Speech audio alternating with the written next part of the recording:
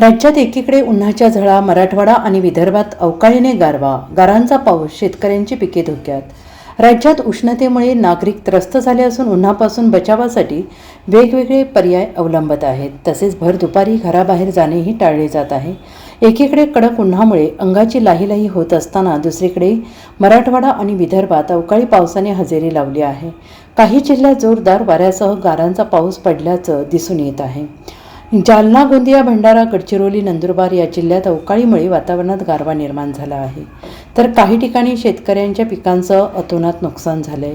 जालना तालुक्यातील रामनगर परिसरात वादळी वाऱ्यासह पावसाने हजेरी लावल्याने उकाड्यापासून हैराण झालेल्या नागरिकांना काहीसा दिलासा मिळाला आहे. जालना तालुक्यात आज अचानक काही भागात वादळी वाऱ्यासह पावसाने जोरदार हजेरी लावली.